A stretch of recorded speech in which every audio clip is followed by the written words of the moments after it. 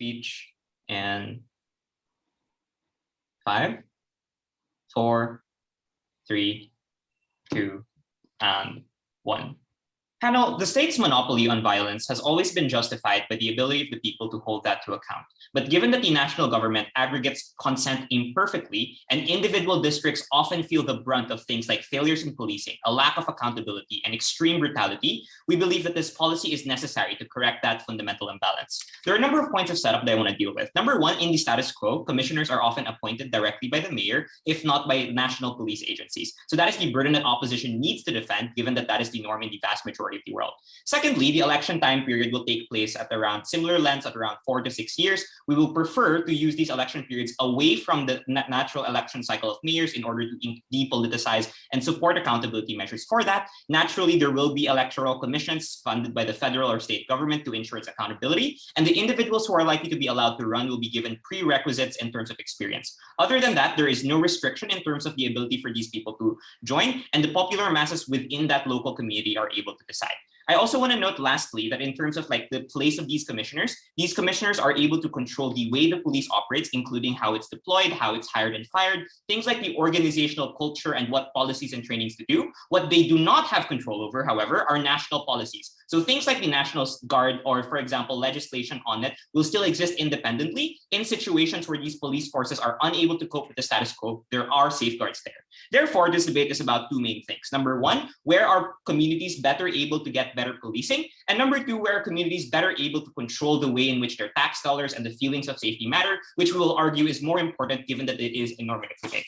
The first argument I'm going to launch then is why is it that the status quo and the alternatives of political appointments and control by the police force are extremely problematic, both pragmatically and in terms of like principle. The first thing I want to note is that the problem with many political appointments and appointments by the police is that they are unaccountable to the public. This is for a number of reasons. Number one, the aggregation of preferences are imperfect. So insofar as mayors and other people often talk about different social issues and often have limited airtime, what often happens is that the important issues about the how their police are not necessarily discussed. So individuals vote on healthcare and econ program. The finite bandwidth, especially of the poorest communities and minorities, cannot therefore make meaningful decisions. Second of all, insofar as like a lot of politicking is affected by things like gerrymandering and politics between discourse, there's also an inadequacy in terms of how this is decided on a state or municipal or a provincial level, which means that local districts themselves, even if they can be managed separately, are forced to deal with one-size-fits-all policies by the top. Thirdly, things like police unions often make things like backroom deals and these discussions without the ability of the public to scrutinize and digest, precisely because of the saturation of this information market and things like police unions that lobby and change. All of these things create a massive moral hazard that lead to substantial abuses in terms of policing. Number one, it leads to police abuse. For instance, police officers not being held accountable for things like hate crime or structural policies that do not address the needs of the public. It looks like African-American communities being over-policed, brutalized, and never meaningfully punished as a consequence of the police commissioners never fully cooperating with the local and state government and never being able to make meaningful changes. Why do we think we change this under our set of debate?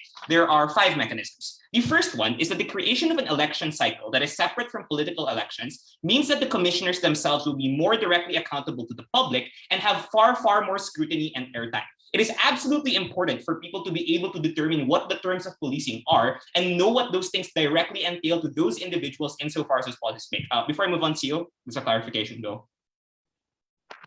So does that mean that these police people will also listen to the majority of the voter base?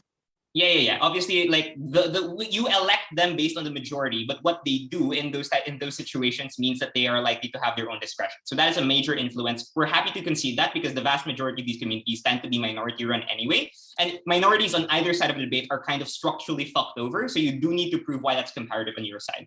So in terms of the mechanization, so again, these individuals have more airtime and more capacity to consent, which means that they are better able to assess the information. I want to note, local communities often have alternative methods of information transmission other than just advertising. So even if people control the ads or whatever, individuals can talk to one another on the ground, refer to real lived experiences, refer to things like on-the-ground journalism to make a more informed decision insofar as that occurs. Secondly, there's a much clearer focus and much more likely access to things like public airtime. There's a massive incentive for journalists to cover this on the media and massive incentives for public to participate. Thirdly, the ability the ability of different candidates to run and market themselves creates an incentive for people to compete, which creates a race to the top insofar as your ability to gain political influence is challenged by new inflow. Just because you are not the most experienced person does not mean you will automatically lose the election if the public believes that you're sincere to their own safety is committed. Therefore, there's a capacity to upseat incumbents and introduce new blood into the system that changes the way policing works. Lastly, I would argue there is greater public engagement insofar as people are therefore likely to feel more involved and therefore likely to affect politics in that way. Why does this lead to better policing insofar as the ground is occurring? Number one, they are more likely to take into the needs of the nuanced individuals. Given that these people are more likely to be elected by the majority, that majority's interests are more likely to be represented in terms of policing. You're more likely to remove, for instance, white racist individuals in predominantly Black communities. You're able to control the way that spending is moderated, and you're better able to advance those things in terms of passing the policies. It involves the allocation of resources and the creation of those claims. Before I move on, opening up, go ahead. It's not necessary that these communities are minority majorities, because more often than not, they're minorities because they lack numbers, right? Yeah, sure. If the majority and white majority does this, like those people control their own police officers in the same way, this debate has to be about those minority communities that are oppressed by supranational systems, because that's literally the only context where there is a delta. So insofar as we explain that this leads to better policing, that means that a number of outcomes occur. Number one, individuals can actually consent to the right policies that they want. Why is that consent most important? Number one, this is a believe that motion, so both sides has some degree of speculativeness. But what is assured because of our mechanisms is that individuals have the ability to choose what these people can do. That consent is essential because we can't necessarily control how those representation matters, and people are imperfect, but the ability to consent and choose means that they are able to control what those things are. Number one, they're able to decide based on their protective needs. Number two, they're direct recipients of these policy. The actions of the police is literally life and death for the vast majority of the community. And lastly, this is also about how the state manages and justifies its own legitimacy, given that local communities and communities that are oppressed are also likely to be the first. Second, it gives massive operational flexibility and introduces shocks into the system. Now that we can dismantle things like the unions and the ability, because the commissioner at the top, means that there is top-down change that occurs at the moment, which means that there's a greater incentive for these people to negotiate and process things with people, which leads to tangible change. Even if this is uncertain, the structural limitations are symmetric. But what changes on our side is the overturn window, which means social movements and other entities can often push for changes in the future and incrementally, even if we don't get immediate change. For those reasons, vote for opening government.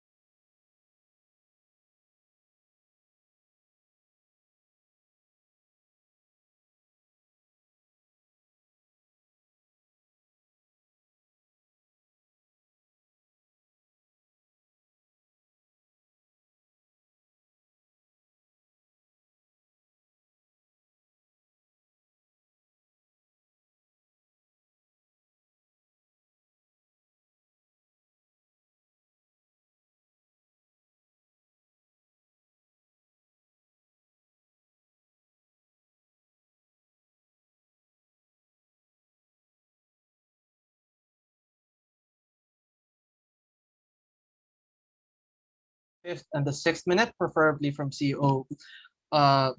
Nothing to do with like the fact that we're both, Pinoy, but cross engagement. Okay.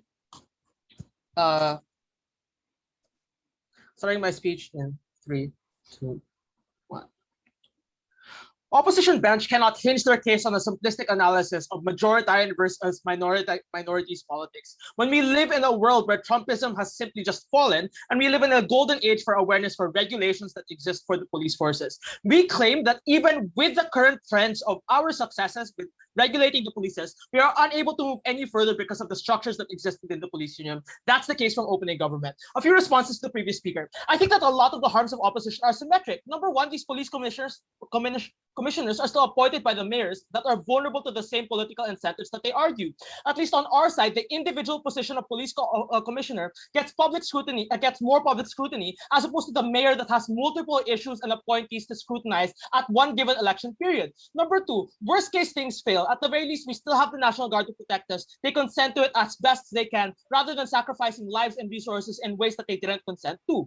But how do we deal with majorities electing oppressive police heads that eventually hurt out minorities, which I think is the case going to come out from CO as well? Number one, our win condition isn't perfection. It's people's lives, it's people's protections, and they fund themselves. Consent is more important than outcomes, especially because we are consenting to who is holding the guns right next to our head when we're walking through the streets. This is why this is why we support democracy over technocracy, because these outcomes are less important. And we don't appoint our presidents despite how influential these are. Sometimes it's about lesser evils. All our analysis prove that this is the lesser evil. Number two, why will people still listen to local runners who have good advertising but bad actual track records? Take note that we could still call all of this out. We have more time and more energy because we dislodge this from hectic election cycles. Number two, your side still has the same incentives to bribe police officers and mayors and other people, but less ability to call them out as a consequence of bundling this up with elections. Thirdly, a majority of the people support oppressive policies are disconnected from the communities that are over-policed because they do not see the oppression insofar as gentrification forces minorities to live in the same communities that is unlikely to be the likely scenario simply because they live in different areas. Lastly, and this is in terms of fundamental framing in today's debate, that is true. We live in an age of awareness for police regulations through the rise of BLM and digitization that has made awareness of police brutality even more public throughout the world because of how influential the US is. Note that if this was not the case, then the police commissioners would be oppressive on either side, because to a mayor elected by the majority, a non-controversial commissioner is one that is majoritarian as well. Even if there are some, at the very least, some communities and constituencies that are now democratic in nature, at the very least in these specific communities, we get our benefits in a way that is immune to their responses. That's a huge win on our side already.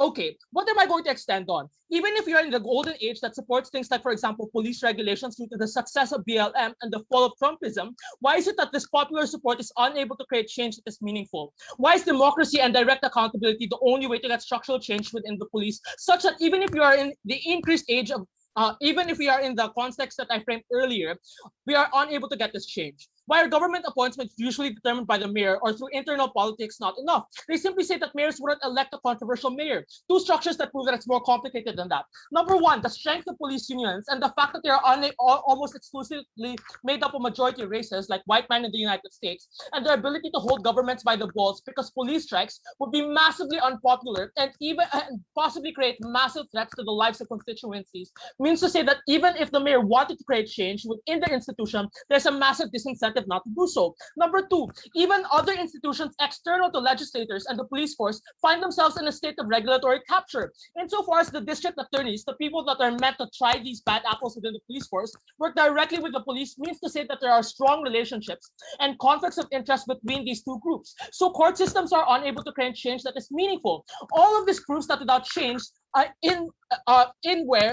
without change, in where changes could possibly come from through shifting the source of power directly to the people, as opposed to a middleman, which are vulnerable to states of regulatory capture. We are unable to use this power to create change within the police force. The comparative on OG is that heads of these police forces, which control these mechanisms to create change, gather support from these unions and have control over multiple administrative polices and are directly accountable to the people and have a direct disincentive to avoid these practices. But even then, I think that this creates a strong impetus for transparency and policies that build public trust. Why is this true? I think that the election doesn't stop at the point in time where individuals are elected. These are individuals who themselves are vying for re-election or have allies that they would like to prop up. This means to say that they have an incentive to release body cam footage, to make arrest numbers and statistics as accessible as possible, and to generally bridge the gap between public trust and the people's need for safety. This is because this shows highlights of successes, which make them viable candidates for a re-election. But secondly, this creates an opportunity for political opposition to demand that these things be transparent both publicly and internally within the police force, such that they are able to criticize and change current means that the police force operates in. Thirdly, discourse on these policies are likely to be publicized by the heads of the police powers to create larger public understandings of police practices that they themselves can criticize or demand change. This means to say that not only do we remove the structures which disallow us from creating change within the current police force, despite massive public perception. Number two, the information and the trust that exists in the police force is simply much greater, and therefore we are able to capitalize on the further successes within BLM. Before I move on, are there any POIs from CO? So if you're saying that these police commissioners are likely to be accountable to people because they want to be re-elected again, then you agree to the fact that they want to hold on to power and continue being re-elected. Yeah, that's the point of politics. We told you that there are multiple means to call this out and check and balance these things. We also told you that we are in an age where public perception is skewed in the direction of things like, for example, police regulations. But in a world wherein we're not directly electing these police commissioners, we're unable to capitalize on this public rhetoric. What are the impacts of this analysis? I think that these are broader degrees of awareness in terms of police practices, and it is periodically relevant, and the disincentives for politicians to block these policies disappear, such that we get better police policy even in places where majorities lose. Note that the fact that some minority-run regions will have pro-minority commissioners and even commissioners that are minorities themselves, mean to say that there's an impetus from both the majority and the minority to have reasons to distrust giving too much power to the police force and therefore push for regulations. Because what if the black police commissioner that they don't like wins? Number two, we create trust in the police, which is fundamental, and it allows individuals to call the police where there are threats when they aren't afraid that the police won't shoot them when they arrive. The reason why this is the most important thing in today's debate is we prove to you the context, which means to say that all other systems to correct oppressive police forces simply do not work. But number two, even if we fail, individuals consenting to that likelihood for failure mitigates all of the principled harms that opposition may come up with. Thank you.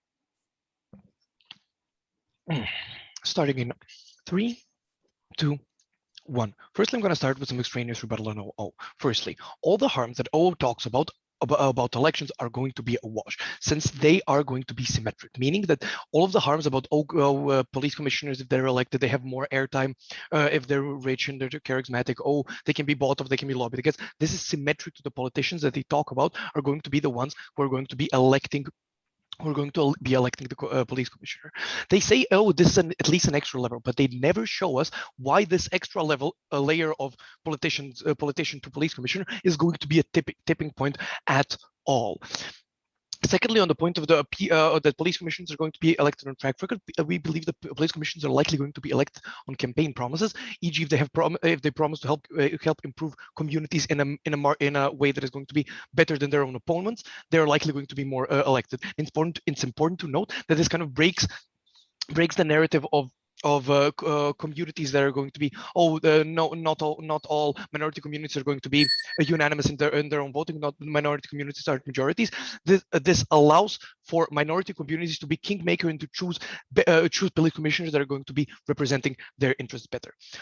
Well, let's talk about, firstly, tangible benefits that are going to change, and secondly, the principle of the state that has to be represented. Firstly, on what changes now. OG is correct that police commissioners are going to be more accountable. What they don't do is show exclusivity on why this can't be done on side of opposition. We'll show the comparative change that happens in incentives of police commissioners. Now, police commissioners have an incentive to prioritize police commissioners on both sides have the incentive to prioritize the interests of those that elect them. This is now the local community rather than either the police chiefs or the politicians that elect them. The tangible benefits that happen here. Firstly, on campaign promises. Since they're police commissioners, their promises are going to be much more narrow than an average politicians, and they're all going to be police force oriented, since this is the only thing within their controls. This means that poor communities, even if they're not majority, are going to be a large voting body, since they're going to be a body that is often most affected by changes in the police in police. Most affected by police brutality, most affected by random searches and whatnot.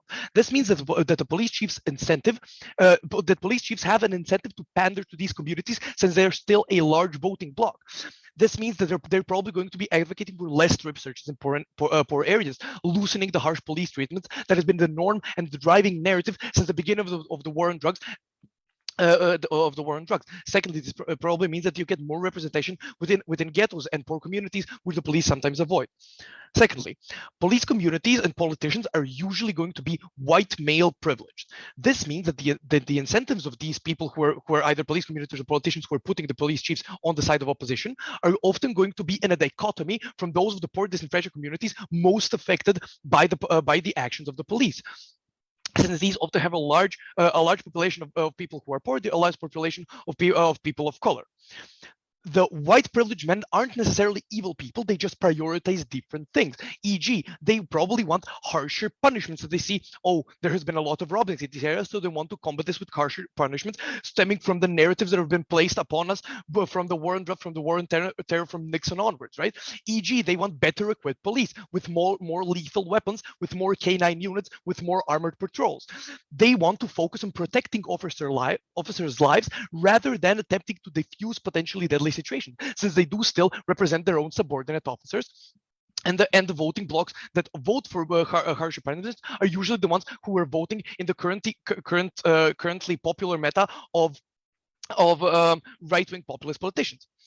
Furthermore, PC political commissioners, PCs for shortening, represent the entirety of the police force, and they often have an influence on their election. This means that the police commissioner has an incentive to protect individual police officers' interests.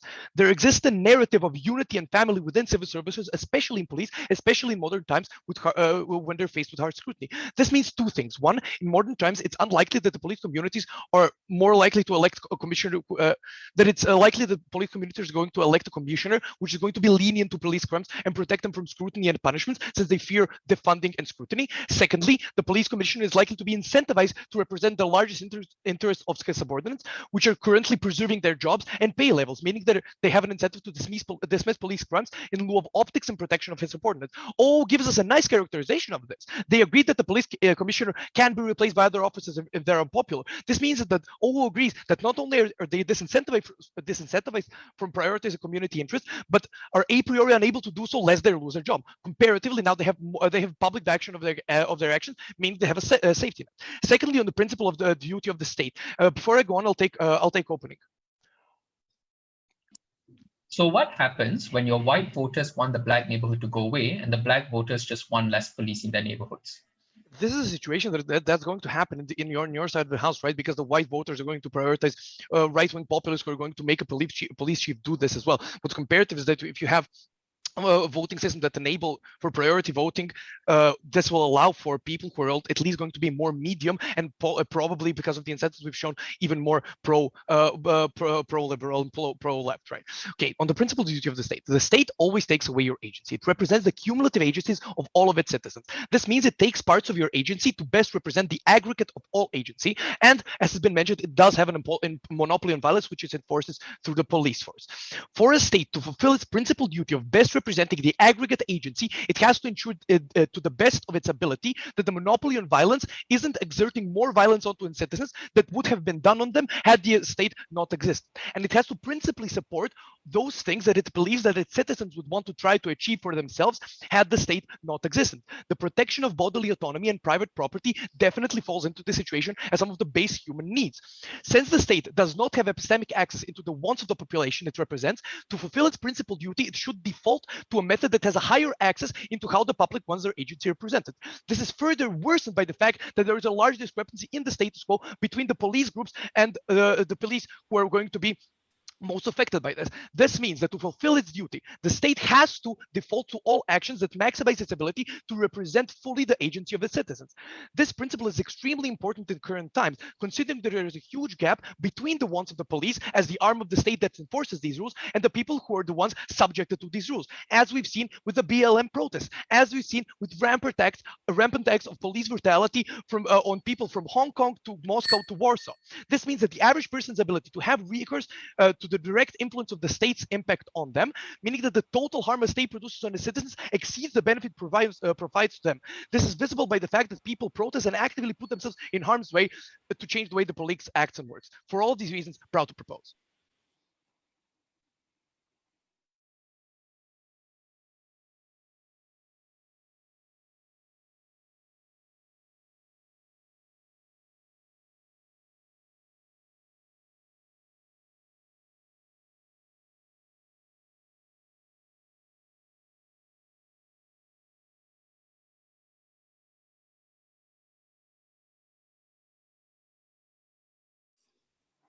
Starting my speech in 3, 2, 1, go. We think it is high time that we reconsider how we view policing, and it cannot happen in a world where we vote in police commissioners. OO was insistent that the government system will be bad. Our delineation is that we'll take government's side at their best and why it's still bad that we vote in the police commissioners.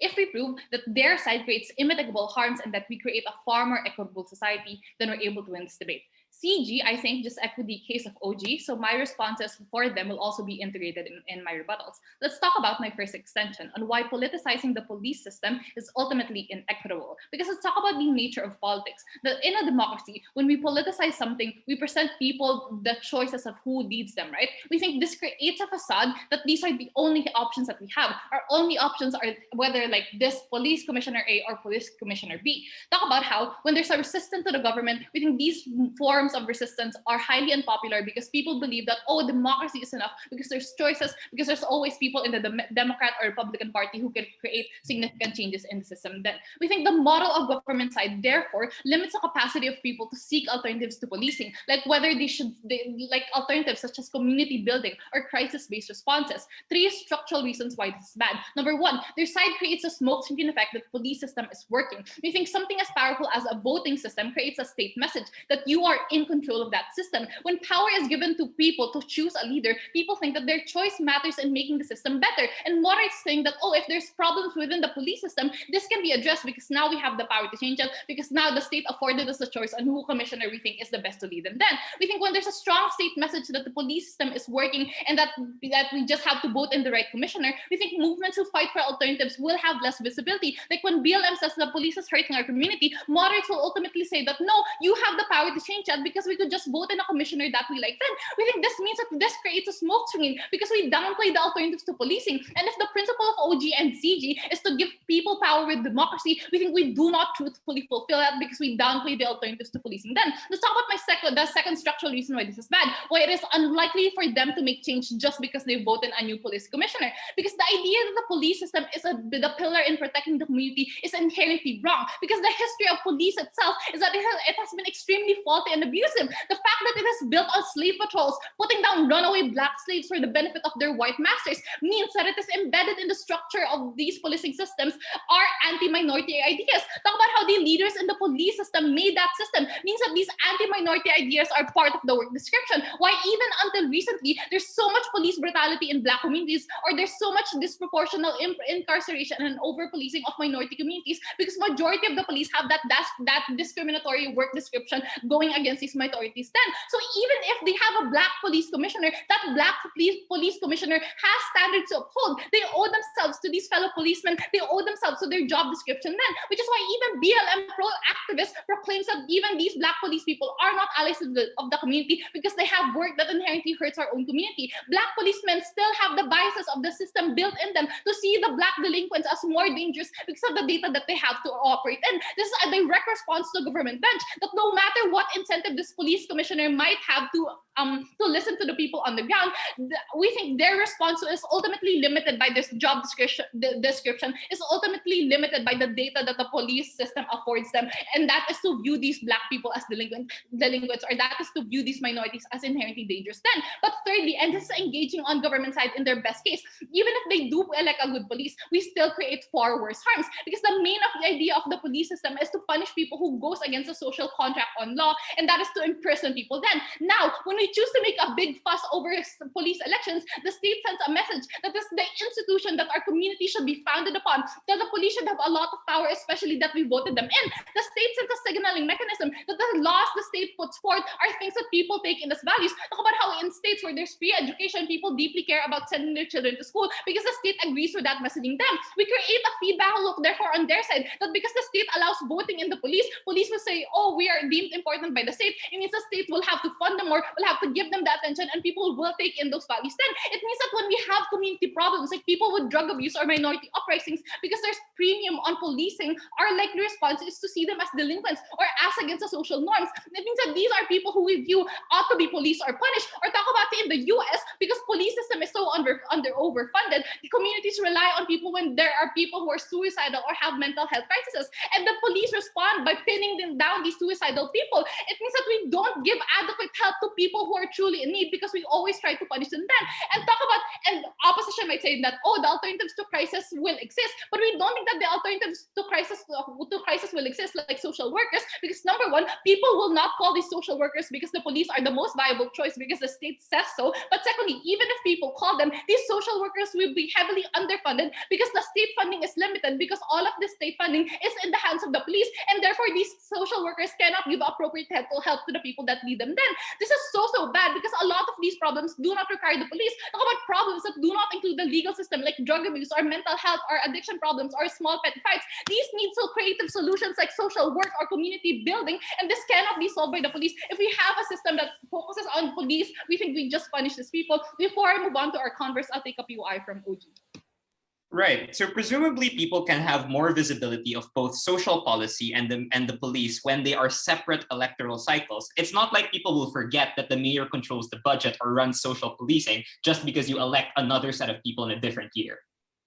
Okay, I'll talk about how we make a better system on our side. So the conclusion to my argument is that if the goal is making better communities, we don't get it by voting in police commissioners. What's our Congress? When we have a society that does not think that our only alternatives are just between commissioners, we think it's far more equitable. Because right now, it's okay that we don't have power to vote in commissioners, but the future that we want is not a future where we vote in the police system or we actively fight for the police system. What we want is to push politicians to reimagine a better world that does not revolve around policing, that does not revolve around punishing people who do not have faults, then we think this only happens on our side. On our side, people have more alternatives. Whether or not people like the police, they have the power to make that change, because now it's easier to see that the police system is a system that people cannot control. We think this is the more truthful belief because of the analysis I gave earlier. On our side, it's far easier to see the faults of the police, so it's easier for grassroots movements to thrive and advocate for alternatives to policing. Especially right now, people are witnessing the harms of policing even for white people. People are now more willing to listen to these grassroots movements because they know either we listen to them or we continue to get fucked by the police.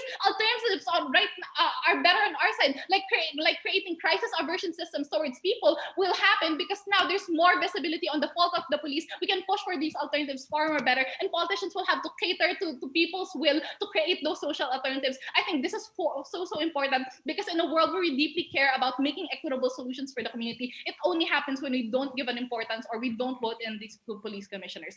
Thanks.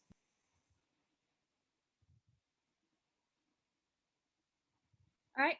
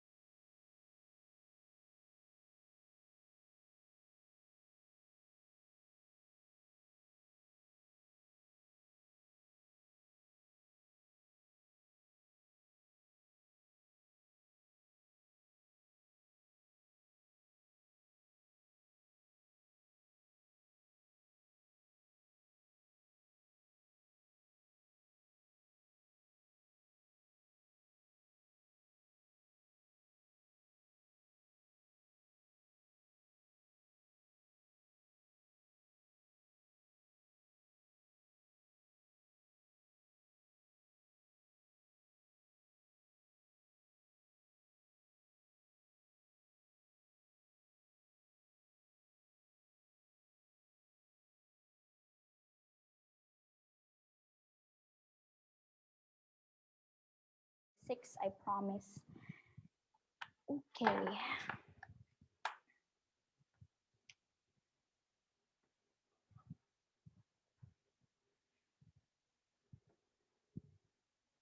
I do think that we all agree that the goal of this debate is to create equitable, safer, and better communities.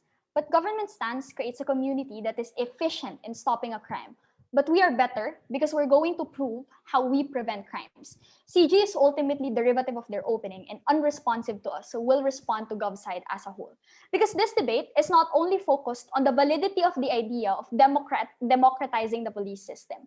This also assesses the outcome of these particular alternatives. So if government was able to prove the impacts and the trickle down of this policy, this also merits us the opportunity to prove the outcomes and the impacts of a world where people have the power to elect commissioners. CEO was very unique from our opening because we posited that the idea that the government stance is a trap, because we believe that democratizing this institution should not be the end-all be-all of our goal.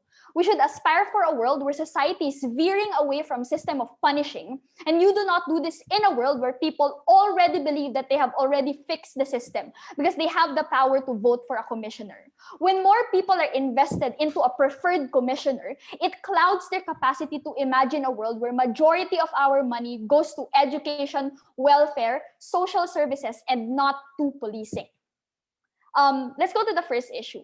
Why we think that government cannot stand in a world where they can invest in crime prevention like social protection program and welfare services, while also have a thriving and famous police system. The first is that the city's funding is very limited, right? In status quo, social services facilities are already complaining that majority of city's money goes to the police. This is unlikely to change in Gov's world, where now the police has a very visible and large amount of people that consented to them being governed by the police, right? That means they cannot create in a world where the police still continues policing and still continues their campaigning while also reallocating money to go into community education, community protection, and social welfare services program. We think that in our world, politicians are more likely to listen to the world that we presented and the world that is more possible when people do not have this smokescreen effect. Like what government said, BLM is already famous and they're gaining huge traction, which means that they also have a huge voter base that politicians want to tap into. Even white people now are seeing the harms of policing. So when provided with an alternative to policing, they're likely going to support it. This is not going to happen in a world where white people, when they feel that there's a problem with policing, the only alternative that they have is either voting for Commissioner A or Commissioner B. CG said that communities cannot do this because they have too much gangs in their communities. Obviously, we're not gonna tap into like normal citizen or normal people and say that, hey, you're gonna police the community now. Obviously, we're going to start with professionals, mental health professionals, and social service professionals to ultimately run this particular system, right? We're not going to expect these people who have no background in protecting their community and no background in social welfare programs to ultimately run their community, right? That means on our side, Black kids don't have to join gangs because now they have the opportunity to go to community education centers. Latino kids don't have to rely on drugs to get by because they have the mental health help from social services. White people don't have to immediately call the police and endanger and threaten a Black kid's life because they can just call social services workers, right? We think that this particular future is unlikely to happen in a world where the police has the power over like their politics and democracy, right? Because the police has no incentive to pursue a world where the police has less job and the community focuses on community welfare and community investment. Because firstly, they don't want to lose job and power and hold over things, right? And even OG agreed to this on a POI, and they said that, yeah, these people are likely to hold on to power. That's why they're likely to listen to people. Secondly, they don't want to be irrelevant and lose the power that they have. That's why they are the ones that's also responding to mental health crisis. And we've seen a lot of mentally ill people get imprisoned. They're also responding to drug problems when people need help and not punishment. They're likely to want to hold on to their power because if Gov's analysis is that they will listen to us because they want to be re-elected, then that puts the fact that they actually want to hold on to power. that means they are unlikely to support budget cuts from their police system, and they're unlikely to support budget reallocation towards social services workers, right? Now that they have more power, they can say that I have the people's support behind my back. You have to listen to me because I am their representative. That means it will take a longer time for us to invest in community investment. I'm going to take a POI now from OG. Most of your structural policies require national legislation. You don't have counterprop fiat for that. But even if you do, BLM can just do things on a national level. Local level politicians can still elect both actors. No, of course, we don't have a fiat for that. But Army proved to you that the capacity of us being able to do this is much, much more likely in a world where people don't think that their only alternatives is voting between two commissioners. Even if it's true that in our side, change takes time and there is a birthing pain, we think that we'd rather have people suffer now and have a future that is more equitable and safer for people, especially minorities, rather than a pretentious gov world where people think that they're already safe because they have the power to vote. Even in the unlikely scenario that we fail and our movement gets taken down a lot of time, we think that we can still create incremental changes and take advantage of Overton window. Maybe we can get funding little per little. That's okay, because every big change like the Civil Rights Act started with incremental changes. Secondly, it's okay because at least we don't have a smokescreen effect when people can just like chill and say that it's already okay because we have already voted for our commissioner. Hans said that their movement also has the capacity to push for incremental changes. But how do you do this when your community already believes that the police is already working on their favor, even if it's not true, even if inherently the system of punishing people is still so bad? If this debate is about protection of minorities, you don't get to do this when your mental health institutions are underfunded, when your community social workers are not trusted by the community, when there is no visibility for the importance of community investments and social services, because all people think is that the police is here to protect me. That means in government's world, you have juvenile delinquents that sure might not get shot, but also going to be sent to detention centers that have been proven to ruin a child's development. Addicts are still going to be jailed instead of being sent to well-funded psych wards. We imprison addicts instead of preventing addicts to exist with community connection program, healthcare and opportunities. Instead of funding social welfare workers, we use the money to buy guns for officers because, you know, they're supported by the people. You have maybe a lot more decent policing in Gov, but it is still policing. It is still premised on the idea of stopping crimes and not preventing crimes. CO took this debate. Thank you. All right.